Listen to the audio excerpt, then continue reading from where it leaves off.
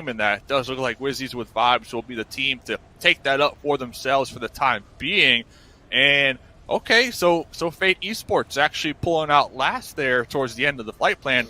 And to answer your question, like, that was exactly what I was looking for. Doubling back, military base, it's full of loot. It's a good spot. But with this zone, your options, maybe take a boat all the way around. That'll be Wizzies with Vibes rolling in hot, but it looks like Malik is going to be stopping just a little bit short. And, well, they're going to be holding on towards the edge of that circle. And as the circle is going to get a little smaller, it is going to be imploding in on Caliga. And, of course, the first knock is going to come underway. And just as Jane gets the knock, he gets taken down instead by Weeplay. Because we did see Hojuan just relentlessly spraying bullets. And there you have it. That M4 Dave coming in handy, switches to the DP28. And it's going to, like you said, it is roadkill. We have some vehicular manslaughter coming in. And talking about the man himself, El Chapo, they are going to be moving in from the left of your maps right now, coming in from the now the push is coming in. A grenade has been locked. Scry is going to be handy overhead with a Molotov chucked right inside the shack, but it is going to be bursting outside. No damage done. Now action Scry always coming up the right, but it looks like Wei Hong is going to spot the enemy. That AK does go off. However, the enemy is going to be quicker. Lit NIL is going to be coming in. He gets one down, goes around the shack. Can he get the second knock? Because Stalwart Esports action is going to be the man of action right now as Pika comes in from behind and gets a burst kill on Mercy. And there you have it. LIT, Lit Esports down to one man.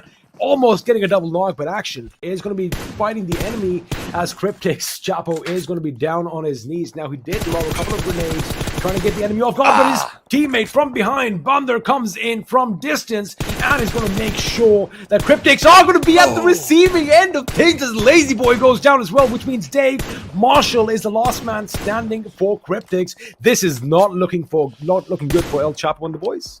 Yeah, and what's even worse is the blue zone going to start to apply some pressure here very shortly. Yusuf up here in the front lines. Marshall is on fire, burning alive, and Cryptix taken out in 15th position right here.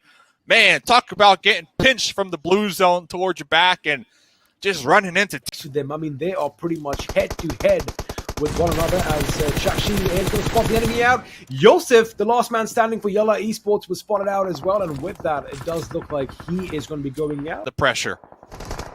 Applying the pressure indeed, and right now the little shack is all that stands between the enemy and their fallen comrade. That Sky is going to be unloading on safe from SDR. We have a couple of fights breaking out once again as T2K are taking the fight to Icon Pmpl Esports. Now Broad is going to be the last man standing. The enemy is going to be pushing in. He is just spraying relentlessly, jumps out the window, in fact, gets a knock. Legend does go down, but it is going to be Sandesh and Jane who come in from behind and put him down in the ground. And T2K, man, again, trained to kill. These boys are surprising me. They are firing in all cylinders right now. All for men still alive as we are going to be coming to the later stages of the game. But right now, it is going to be Sudor Esports up against Esports. Thank you very much right there. Catching a grenade to the face. Can we get one more to defend this shack right here that everybody's got their eyes on uphill? Oh no, but one molly, if that can connect within the shack, they're going to burn alive, and that door was wide open, so it did indeed go in the shack, and, well, we'll call it the death shack. Because trying to go in for the kill, but it looks like Nabo is going to make sure that he is going to be at bay, but Suyog is going to come in as well. There you have it, T2K, man. These boys are hungry, and they are going after squad themselves. Oh, man, that was a good grenade over there. Scry getting out of harm's way in the nick of time as Al-Shamri is still going to be relentless with those bullets. Another grenade over here might just do the trick, but it's Scry who took himself out, Dave, and now Sudor Esports, all they have to do is pick up the pieces and get a few points for themselves, which they have done right now. Again, a little bit of a mishap coming in from Stalwart Esports as Scry just pretty much fried himself up. Oh no, it was a 2v2, but top revive onto action to kind of level the playing field. But up here in the northwest, action is just erupting everywhere right now.